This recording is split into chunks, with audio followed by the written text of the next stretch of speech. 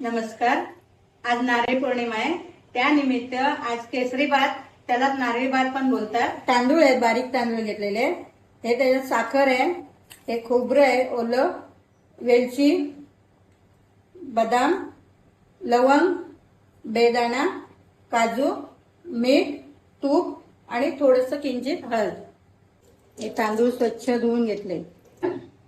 तूप घालायचे, त्याच्यात स्वादा करता लवंग घालायचे, तांदूळ घालायचे.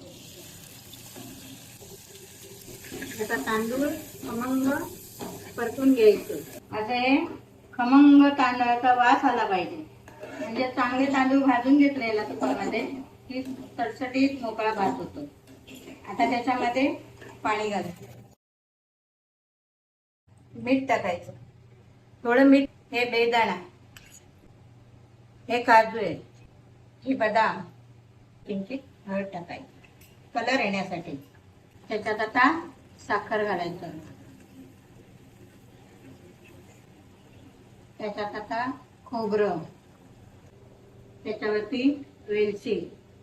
वेलची पण वास छान येतो, टेस्टी लागतो. आता हे चांगलं ढवळायचं आणि सुकला पाहिजे भात.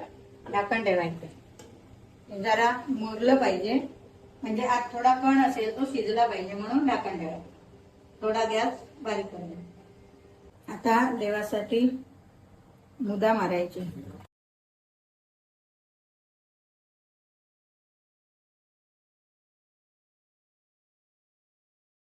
छान मस्त आणि चविष्ट पण होतील. सर्व प्रकार पण टाकलेत, खमंग भाजले गेलेत. असं हा आमचे नारळी पौर्णिमा नारळी भात. आता देवाला नैवेद्य. नारळी पौर्णिमा निमित्त नारळी भात बनवलेला आहे.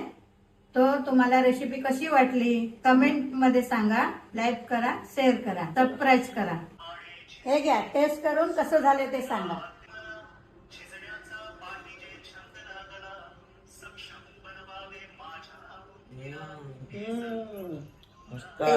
मस्त झाले.